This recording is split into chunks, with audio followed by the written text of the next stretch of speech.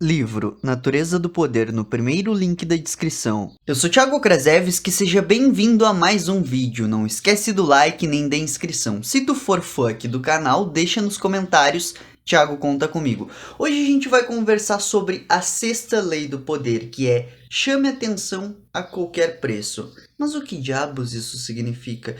Porque dependendo da ocasião não seria tão benéfico assim chamar atenção a qualquer preço. Vamos supor o caso do Whindersson Nunes, que possivelmente levou um chifre. Talvez a comoção ajude em alguma coisa, mas eu vejo muito mais piadinha a respeito de um homem tomar um chifre e algo bem pejorativo, na verdade, tipo, aquele mano lá não tem capacidade de manter a mina, então ele levou um chifre, que patético. Então, seria saudável chamar a atenção a qualquer preço?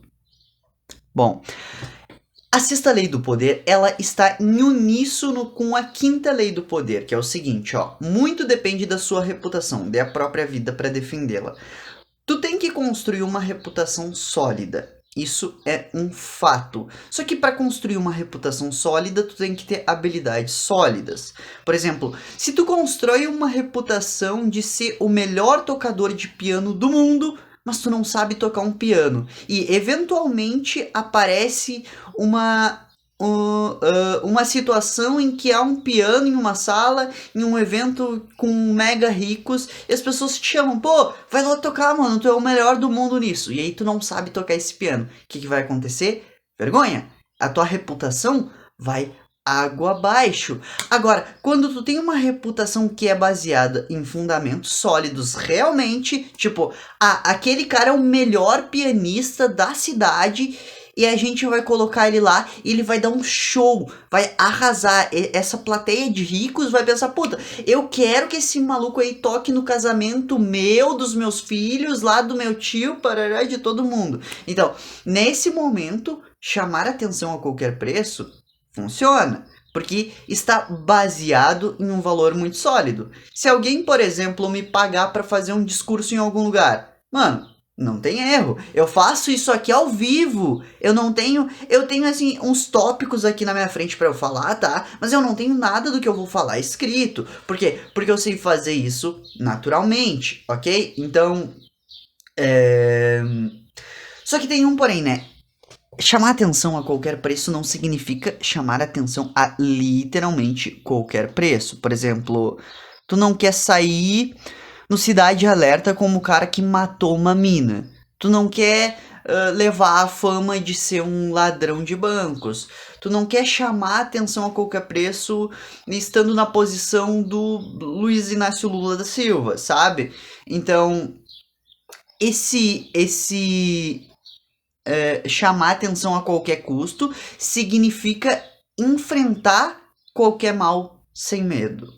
Por exemplo, tu quer chamar atenção por qualidades extraordinariamente positivas. O cara que trocou quase que a vida dele por ficar lendo livros para ser o mais inteligente. Isso aconteceu de verdade. O cara chama-se Immanuel Kant. Algumas ideias dele são erradas, sim. Alguns conceitos ainda após a morte dele foram explorados pela ciência e viu-se que estavam equivocados? Sim, mas a fama desse cara é que ele trocou tudo por uma vida de erudição. Então, chamar atenção a qualquer preço é chamar atenção a qualquer preço positivo. Porque se a gente fosse levar em conta mesmo aquela regra do não existe marketing negativo, falem bem ou fale mal, mas fale de mim, isso não funciona muito. Por exemplo, a Carol Conká destruiu a carreira dela por ser um lixo de ser humano, tá? A gente viu no BBB de 2021, foi isso? Eu não me dou muito bem com datas, ok? Mas a gente viu. Ou, por exemplo, o goleiro Bruno, que chamou atenção por ter matado uma pessoa. Destruiu sua carreira. Então, não existe marketing negativo até certo ponto. Eike Batista destruiu sua carreira. Ninguém mais vai confiar naquele maluco para ter uma sociedade, um empreendimento em comum com ele. Eu que não tem o patrimônio nem a sapiência dele, não confiaria nele pra gente montar um negócio juntos, tá? Então, meio que essa regra do marketing de não existir marketing negativo não faz muito sentido, tá? Agora, olha uma coisa interessante. Chamar atenção a qualquer custo contradiz duas leis do poder anteriores à sexta lei do poder. Primeiramente, não ofusque o brilho do mestre. Se tu tentar em demasia, eu quero me aparecer mais do que todo mundo, eu quero que todos saibam a minha habilidade aqui, tu pode sem querer ofuscar o brilho do teu mestre, que vai ocasionar o quê? Demissão. Tu cai fora do ambiente em que está. Essa regra não se aplica quando tu é mais autônomo. Por exemplo, Felipe Neto no início da carreira dele. Ele não devia satisfação a ninguém, ele queria chamar atenção a qualquer custo, não existia a menor probabilidade de alguém demitir ele, porque ele não estava em uma carreira que dependia da validação e dos seus superiores se sentirem melhores. Agora, Marcos Scaldelay, o CEO da Bombril, ou ex-CEO, não sei a quantas anda a carreira do Marcos Scaldelay, bem jovem, ele já foi CEO, ele precisava não ofuscar o brilho do mestre dele, mesmo ele sendo, tipo assim, um gênio da propaganda. Então, ele seguiu à risca isso de não ofuscar o brilho do mestre, e ele teve que adiar essa etapa de chame atenção a qualquer custo para si, tá?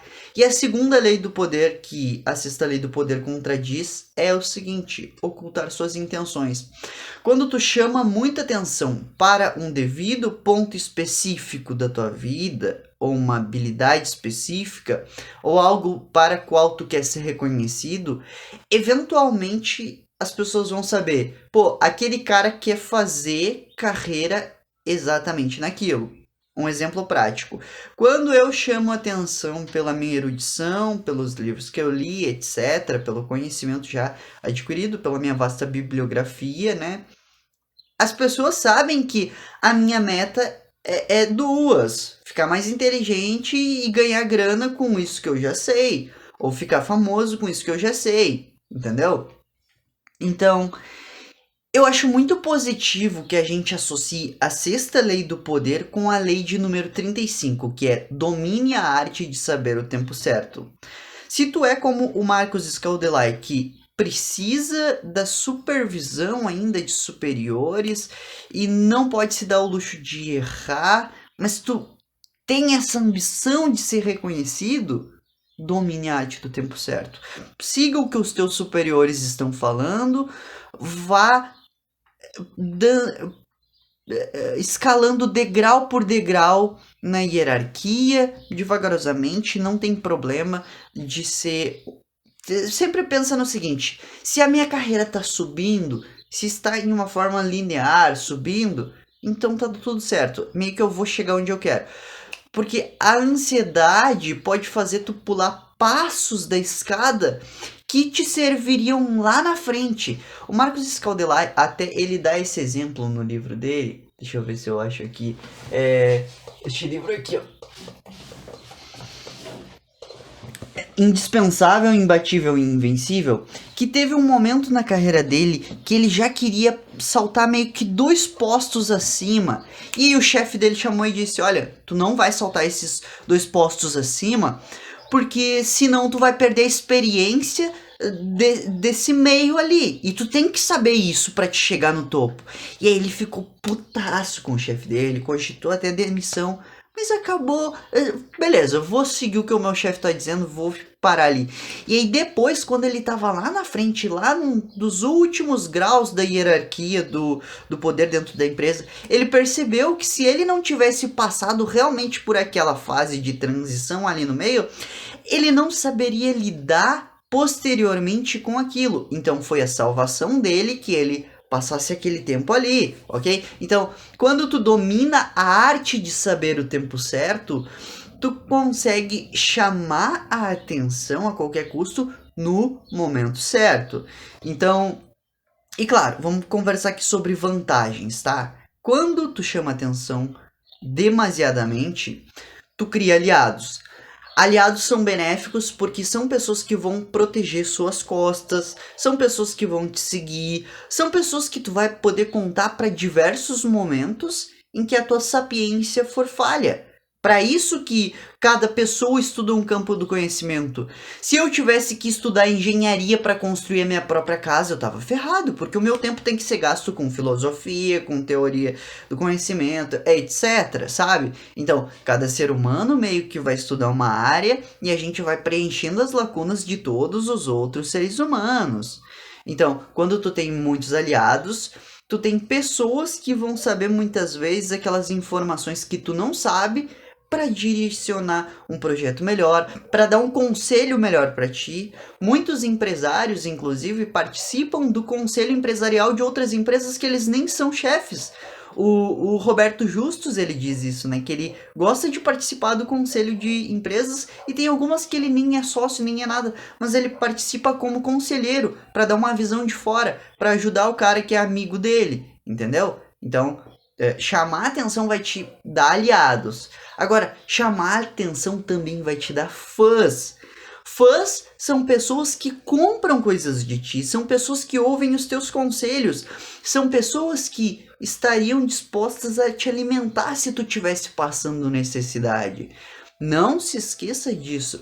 Fãs são o maior potencializador de uma ideologia, de uma fama, de uma reputação, o que for que seja. Por que o cristianismo é tão grandioso?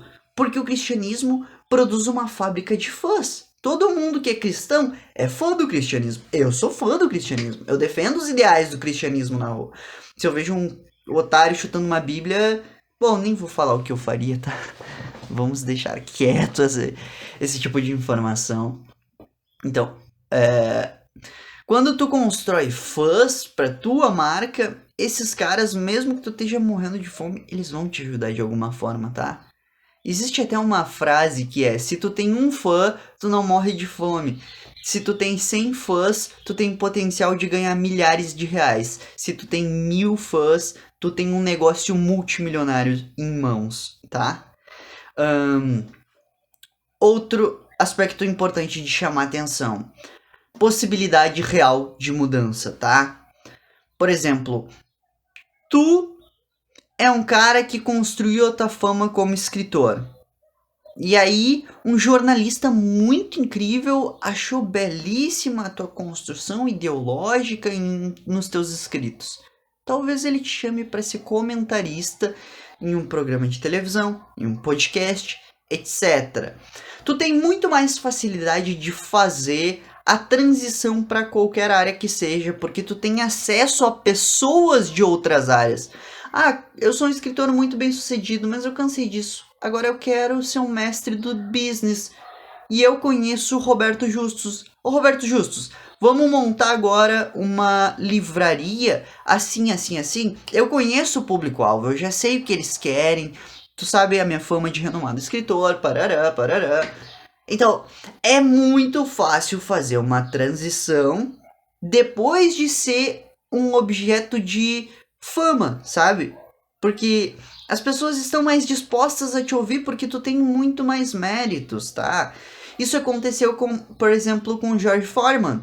Ele era um boxeador excelentíssimo e aí, após encerrar sua carreira de boxeador, o que ele fez? Montou uma linha de panelas, se eu não me engano, como empresários, panelas Foreman. Algo do gênero, tá? Isso até se encaixa no próximo ponto, que é o seguinte: alavancagem. Quando tu é muito bom em uma coisa, tu consegue carregar o público para outra área que tu seja só mais ou menos bom, tá? Por exemplo, tu é muito bom em retórica, mas o teu sonho é ser escritor. Cara, se as pessoas acompanham o teu programa de retórica, é muito provável que elas comprem o teu livro, mesmo que tu não seja um bom escritor. Vou te dar um exemplo: youtubers que não sabem escrever a palavra A, eles não sabem construir um raciocínio sem errar 8 vezes uma palavra simbolicamente comum no imaginário popular. contratam um ghostwriter, que é um escritor fantasma que vai escrever o livro. Eles vão falar as paradas e o escritor sim vai escrever aquilo. Depois chegam pro público deles e dizem: pô, olha aqui o livro que eu escrevi, é assim, assim, assim, comprem meu livro. As pessoas vão lá e compram. Ou, por exemplo, há muitos youtubers também que se aproveitam de: eu tenho fama, status e popularidade porque eu sei fazer as pessoas rirem, como por exemplo o Luba TV, que eu sou um grande fã. Ele pensou: peraí, vamos montar a minha própria marca de roupas. E aí ele vende as roupas para o público dele, entendeu? Então a alavancagem é muito positiva. Eu preciso que tu que tá me ouvindo aqui utilize a habilidade melhor que tu tem para fazer público. Faça pessoas te conhecerem por aquela habilidade. Thiago, mas eu não gosto muito do negócio que eu sou bom. Dane-se, procure a fama e ponto final. Thiago, mas eu não quero ser famoso. Dane-se, procure a fama e ponto final. Porque quanto mais fama, mais dinheiro. Eu sempre disse, o caminho para ficar rico mais fácil que existe é fama, popularidade, pessoas te reconhecendo, méritos, tá? Então, o que adianta, por exemplo, o Augusto Cury ter uma teoria belíssima sobre a mente humana, sobre a natureza virtual do pensamento humano, se ele não tiver pessoas que estejam dispostas a lerem o que ele escreveu? Tá me entendendo? Então, o cara é um erudito, estuda a mente humana, e o que ele faz com todo o repertório dele? Coloca em livros. Esses livros são transformados em popularidade para ele. Ele é um escritor, né? Então, consegue me entender que a fama é essencial para te ter poder? Porque as pessoas que têm fama nunca vão passar fome. Essa é uma regra da natureza. E tu precisa buscar a fama o quanto antes, ok? Se tu gostou desse vídeo, se inscreva no canal. Deixe o seu like também. Conheça o Clube de Elite, que acabou de subir o preço. Sim, vocês que não aproveitaram a promoção de R$17 mensalmente, perderam. Infelizmente, é isso que eu tenho a dizer, tá? Conheça o livro Natureza do Poder, que ontem em especial eu recebi um elogio muito positivo.